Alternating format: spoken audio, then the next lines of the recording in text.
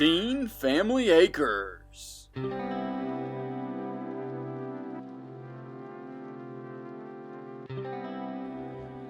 Hey guys, you'll probably have to go all the way back to episode 33 here to see when we did part of this landscaping bed. That's our tulip magnolia right here, and it's going to be beautiful this year. It's really taken off, and after it blooms I'm going to prune it just a little bit, but we want to kind of modify a few things. I thought I was going to take these Nandina out because just from a height perspective, you see we got the window there, it just doesn't fill in. But I think what I'm going to do is actually leave those Nandina, leave those as kind of a backing area there. And then I'm going to actually move this Lariope and move it forward and expand that bed. And I'm going to put a tree in front, basically right here where the Lariope is now. And we also need to clean this up. Hadn't done anything with it yet since this winter or fall or spring. And we've got some briars growing up in there. So need to get those out. And I'm going to leave the irises this year. We'll see exactly what colors we have. If we want to move any of that kind of thing, then we'll do that. And then we will come in and plant that tree. It also does stay a little bit low, kind of right in that area. So might bring in a little bit of soil just to try and help amend some of that situation. So y'all follow along.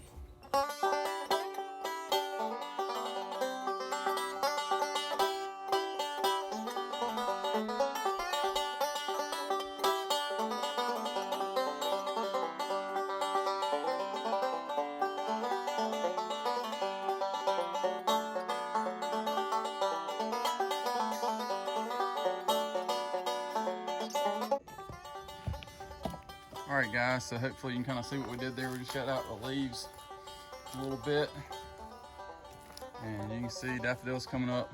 This tulip magnolia is about to be absolutely beautiful. And you can see the Nandina there, again, irises, a Cuba, and then those Lariope, and large majority of, well, the Nandinas and the Cuba and the Lariope, all that came from my grandmother's house. And some of the irises, actually no, none of these irises came from her house. We've got some back on the other side that was my great grandpa's that she brought from Albuquerque, New Mexico, but not here. And then there is the hydrangea paniculata right there. We have, I believe this one here is the Miss Sayori. And then back here, I cannot remember the name of it, but right there. I'll insert the name of that here. And then we got a rose, holly that I transplanted to keep the dogs out of there when we had the dogs. And then that giant rock we moved. So small steps, and we've got a little bit of a perennial flower loop going on right here. Several different things that we've planted. Hopefully we'll make it back this year. I need to prune that one back there. All right, so as I mentioned, we're basically going to make this bed come out a little more, not have this loop in, come out more, and then have a tree about right here in this area. And then we will be able to kind of extend that Lariope. We got enough to be able to thin out now.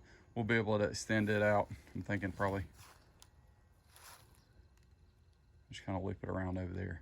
I have been tempted to kind of loop it on out here and make it come back kind of a little more squared right there, because again, we do have a little bit of water issues there, and that could be another potential place for another tree kind of out there on that corner underneath this absolutely beautiful, magnificent oak that we have. It's the only really big oak that we have on our property.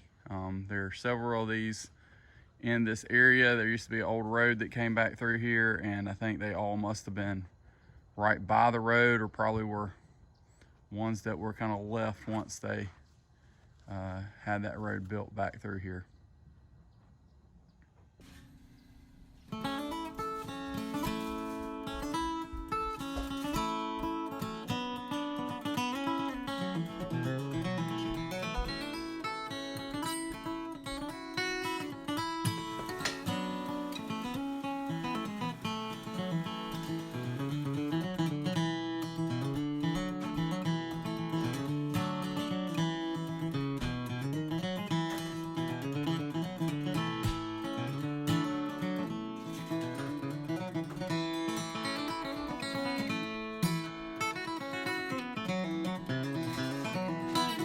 All right, guys, getting a little dark on us. Excuse that.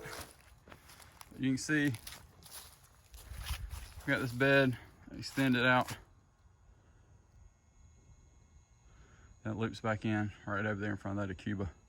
And what we'll do is all this Lariope, hadn't decided what we're gonna do with the stumps. They were a seat and they're starting to rot now. They've been here, 2 or 3 years. Episode 33. What we're gonna do is move this Lariope, thin it out, put a thin row right in the front.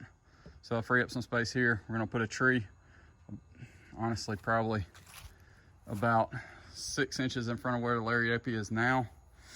And leaning towards Japanese maple. Also have another tulip magnolia that potentially could go there that's a different color than this other one. So those are 2 of our options. I wish the red buds had made it that I bought last year, because that definitely would have been a good spot for one of them, but neither of those made it because I kept them in pots. Learn from your lessons. Anyway, hopefully you guys are enjoying it. Sorry it got dark on us, but you can kind of see exactly what we're looking to do. Again, just extend this bed out so that we can plant a tree in that space there.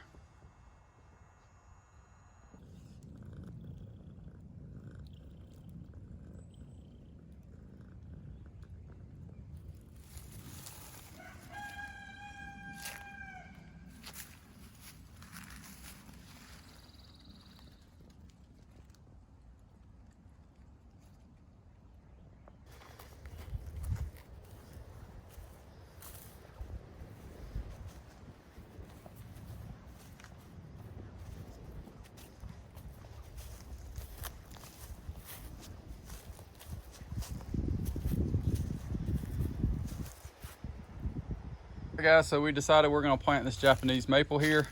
The only downside, as you might have seen as I was trying to carry it, is that bad boy is loaded up with some fire ants. So I'm going to make this hole a little bit larger. I think a lot of this soil is going to fall off as soon as I eradicate the fire ants. But we're going to put this here. It's approximately 10 feet off of the wall, and it should spread out really well. I did have a genie magnolia that I thought about putting here, but they just don't get very wide at all. It's only like 5 or 6 feet, and I think this will be a lot prettier just in regards to it growing up, and because we already have the magnolia there. So do a little something different here, and then you know, maybe we might try something different right in this area. Thought about maybe coming out just a little bit there, so we'll kind of see.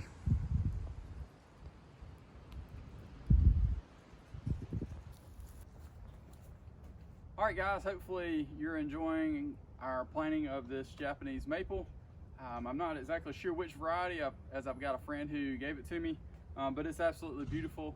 It does traditionally have some green foliage for the most part. So again, just contrast and colors and textures and all that kind of thing.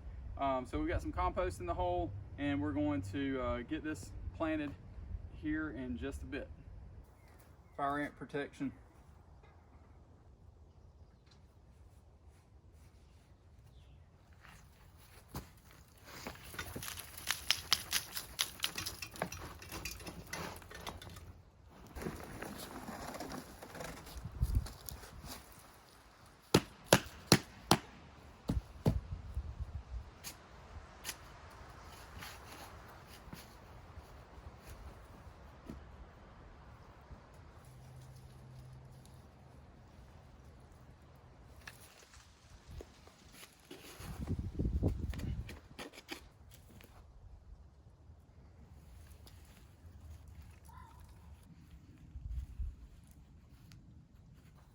All right, guys, so the gloves worked, at least thus far.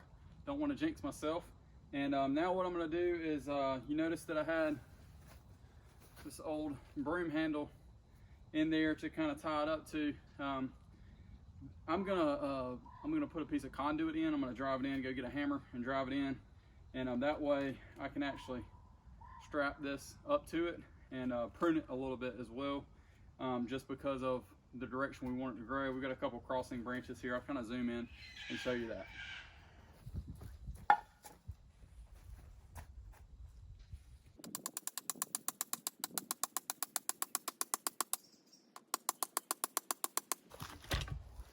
All right guys, so hopefully you can see that.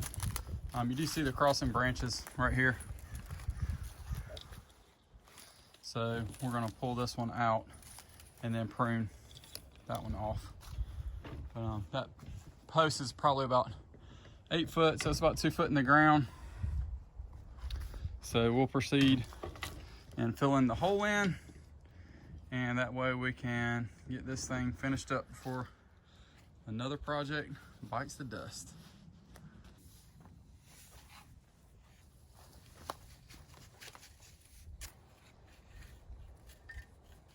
Yeah, that over there's full of fire ants. I'm not gonna.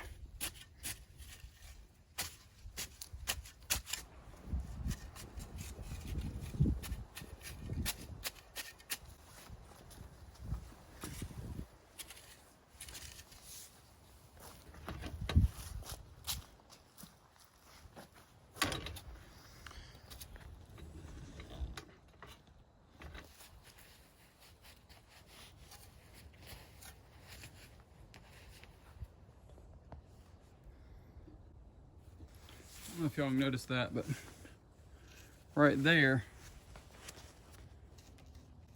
the tip of that shovel is the main root. So looks like this thing might have been a little bit shallow in the pot.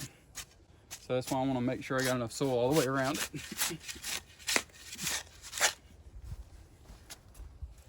While still trying to avoid the fire ants.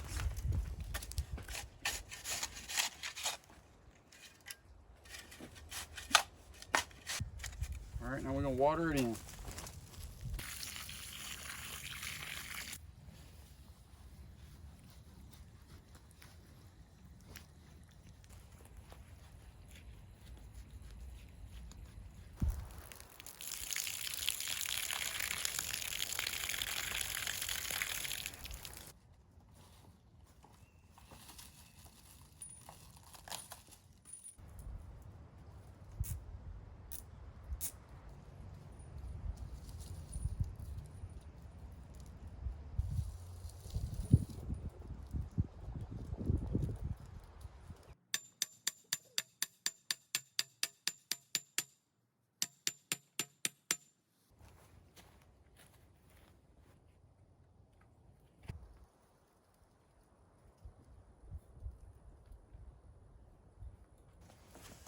All right guys, so we've got at least these two main trunk leaders pulled, and kind of where they're going a little more upright, trying to get this upright at least, so that we don't have an issue mowing grass, etc.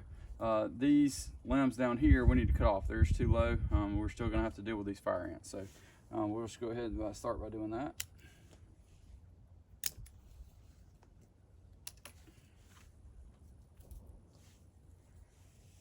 And in all honesty, we need to take this limb right here out because it is growing right up against this one, and we don't want anything growing low.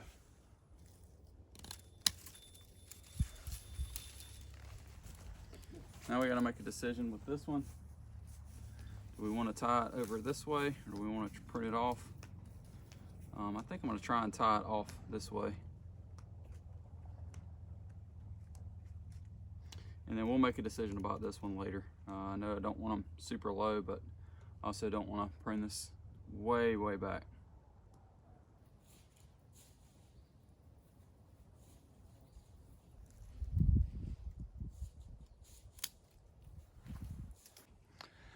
All right guys, so we were able to get the Japanese maple pruned up and trimmed a little bit. We took one main branch off and they kind of shaped things up here. So you can see exactly what we got going on.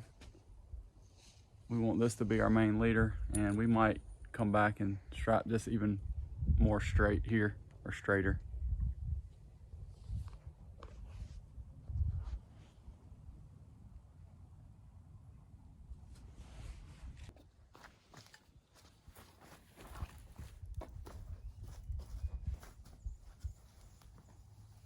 All right guys, so we're trying to make a few decisions here in regards to this bed that we're expanding, and just how we've got it trenched out this far.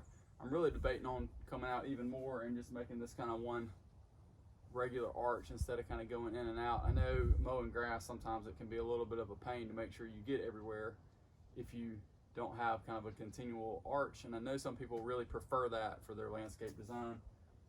I like to see a little bit of a winding, but I don't want it to be a lot. And I'm not sure how much of this bed here I want to adjust. I've often thought about maybe even putting a stepping stone to come across here where I've got those irises and those lilies in now.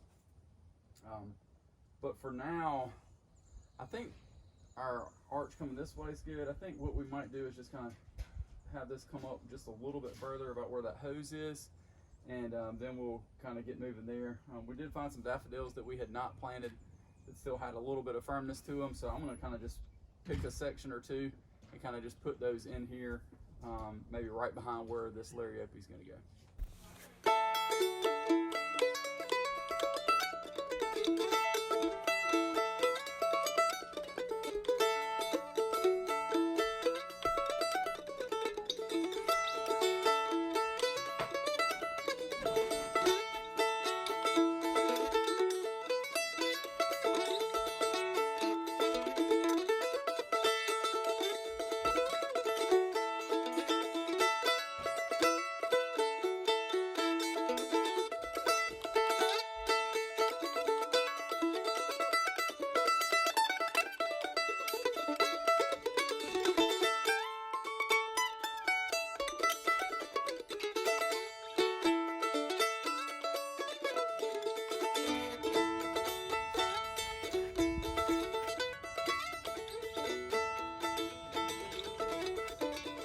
All right, guys, so we've got this whole border of Lariope out of a patch basically from here to there.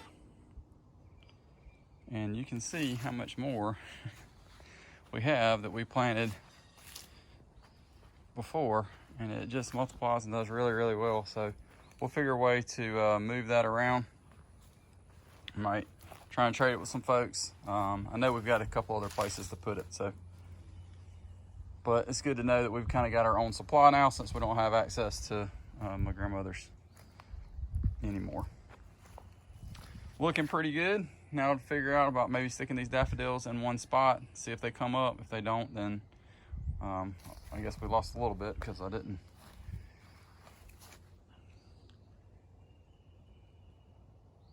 get them planted after paying. But anyway, looking nice.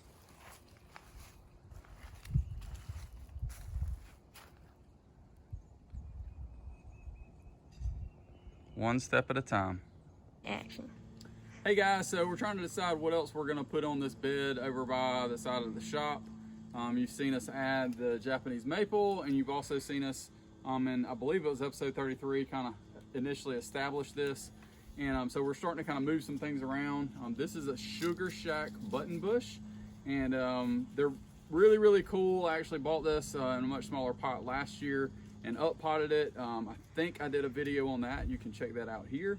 But we're gonna put this really about right here because it gets about 4 foot tall, and I don't want anything in front of the window. We've got a crenum lily. We've got a small azalea. We've got a small hydrangea that only gets about 3 foot, and these get about 4 foot. So this is a smaller version of your usual button bush. So we're just gonna move this Lariope and put it here, and I think that it's gonna be a couple years before it kind of overtakes the space with these irises, so that won't be a problem.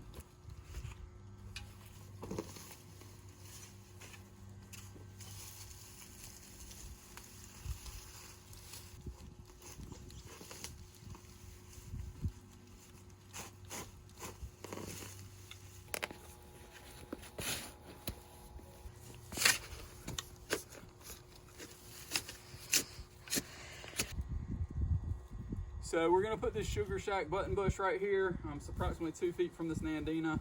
And then, you know, I don't want to cover up this window, this right here. I want us to have a nice view. And we also have a crenum lily here, so that'll be about 2 feet from that. So it won't crowd out too much. If we need to move the crenum, we can.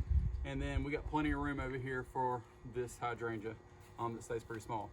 Button bushes do like wet soil, so they're totally fine with that. And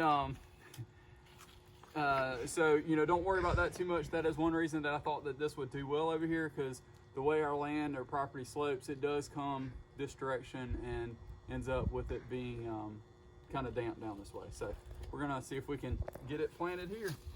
Hey, what are you doing, chicken nugget?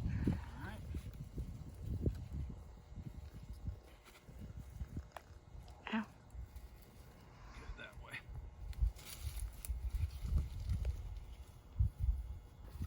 All right, as I always need to remember, always make sure and put the tag here. Again, this is a Sugar Shack button bush. Michaela's here. All right, guys, appreciate you watching. Hopefully you've enjoyed this planting of Sugar Shack button bush. Don't forget to like, share, and subscribe. And when you do subscribe, don't forget to hit that bell like Mike Tyson did in the 1980s. Thanks so much for watching, guys. Have a blessed day.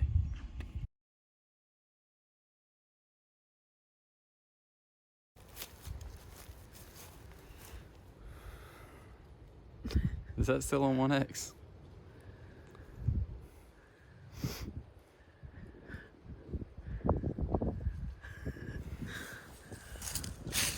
That's not even funny. Listen. In my head? Yeah. Why are you doing that? You turned it sideways?